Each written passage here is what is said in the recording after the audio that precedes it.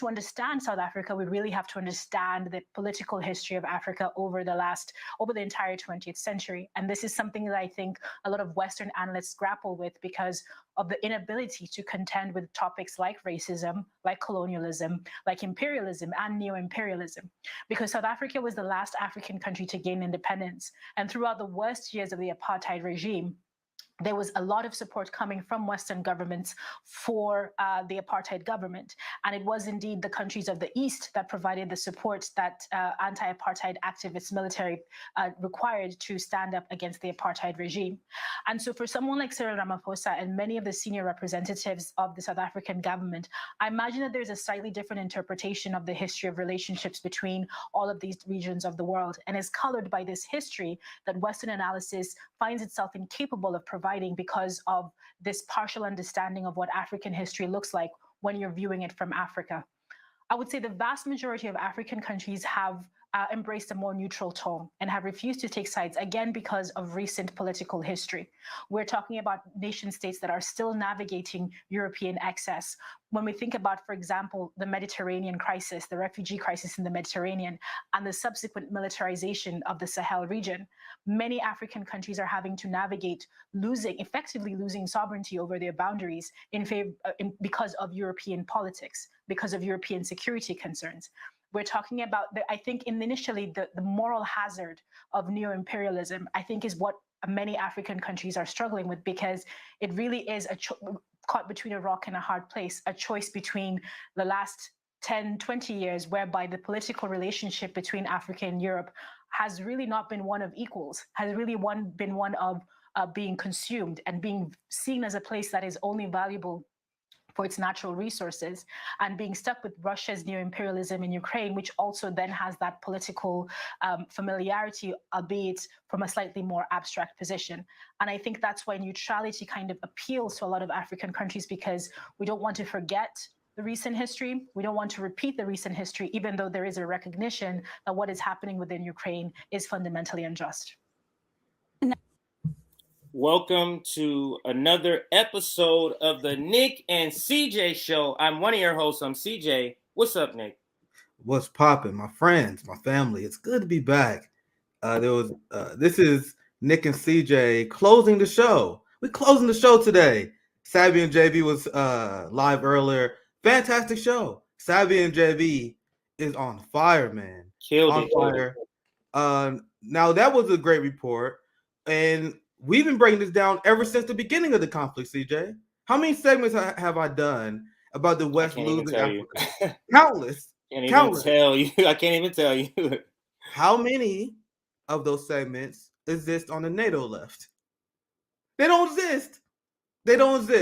People like they invite Matt Duss. Oh, we're going to the same person. Yeah. They invite Matt Duss on, though. Yeah, Matt, they didn't have Matt Duss as their specialist. That's who Anna Kasparian brought on to tell the left why we should support Ukraine. So there are Black people in Africa, there are Africans that know the crimes of Western countries and the imperialist Nazi sympathizing Western powers. The NATO establishment, the Margaret Thatcher establishment. These are people that are still worshipped. Ronald Reagan. These are people who supported apartheid in South Africa. And they want the West think they are arrogant enough. They're arrogant enough to believe they can trick South Africa into supporting them, the people who supported apartheid, over the people who gave material support to end apartheid. It's such a bad strategy. I don't understand the logic in thinking you can treat every single person in the room badly and think you're going to have somebody on your side in the end. It's such an illogical strategy that capitalists have of this endless growth, like you have to treat people good. For example, the climate issue.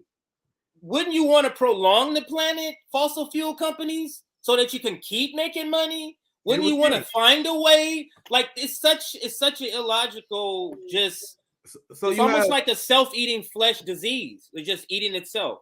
Yeah, so you have Africa who sees through this because of history, as that amazing presentator on Democracy Now! Just explained. You want to know who don't understand this? Nina Turner, apparently. So we have Black people in Africa that is resisting NATO But you have the progressive left, black sock dems like Cori Bush and Nina Turner that's all in.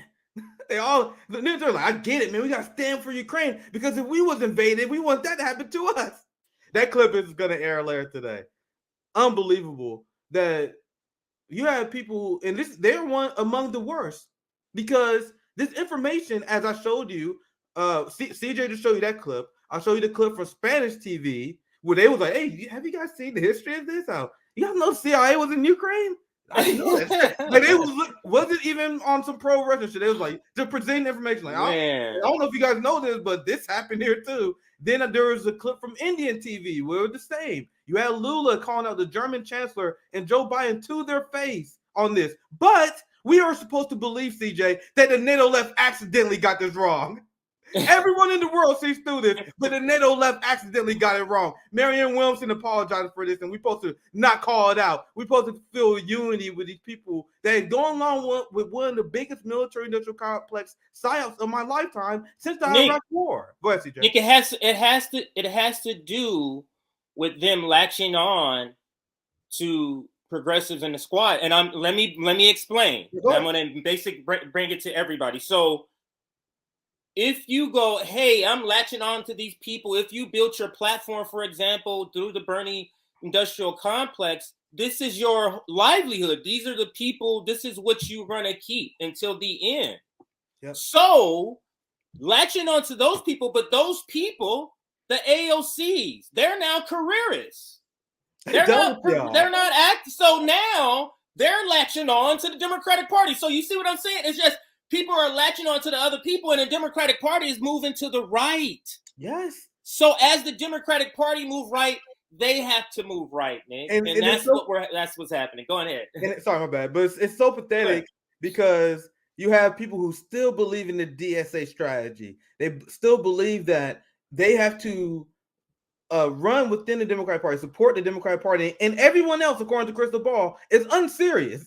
They grow up, children, if you don't believe in taking over the Democratic Party and primarying Joe Biden. Meanwhile, Bernie Sanders like, fuck, I don't give a fuck. I'm with Joe Biden. Pramila Jayapal sent a tweet that Biden 2024. As it's literally not like there's political stories about this. They are writing about Marianne Williamson potentially running. Bernie Sanders and the establishment left are straight up ignoring it. You think they ain't heard it? You don't know?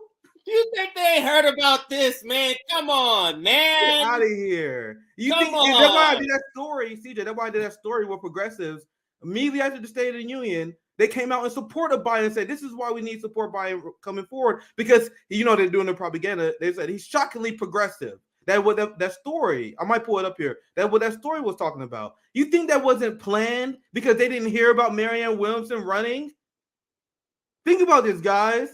You think they just not going? They don't know what the fuck. They're trying to go quickly. Yeah, they get going quickly. Oh, quickly! Some people are going to get in. Everybody indoors. So you're already on a progressive side. That's exactly what's going on. And I actually have a segment. So save that. Whatever. I'm not saying don't say anything right now. I'm saying whatever article you got, save that for that, because I have a segment called it's a case study QB video. I don't know if this is what you're saying on this video, but if Biden doesn't run, Bernie will. It's been confirmed, and MSNBC reported it this morning. And that's why Biden's 100% going to run unless this motherfucker is literally in the fucking grave. He's going to run unless he's in the grave. And that's why this is the greatest irony. Bernie says he's going to support Biden if he doesn't run. But meanwhile, Marianne Williamson supporters, to show you guys how unserious these people are, they view us as their biggest enemy.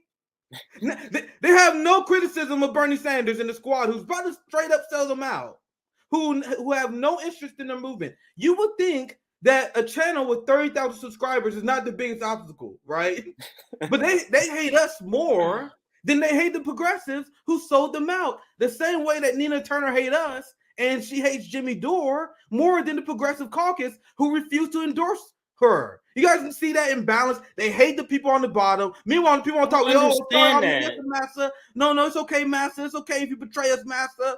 But meanwhile, on the bottom, they want to treat all of us harshly. It's the way they colonize your mind, right? That's why I have the exact opposite approach, where people on the ground, people with no power, people on the bottom, I give them all the benefit of the doubt, all the benefit in the doubt in the world. But if you're part of the ruling class, if you're supporting Ukraine, part of a capitalist institution, and you're allied with them, why are we supposed to give those people benefit of doubt, but we don't give the ordinary people? Fuck them. If you better not work with them, or you Red Brown Alliance, you better not organize with those people. But you're gonna forgive Bernie Sanders all day for these betrayals.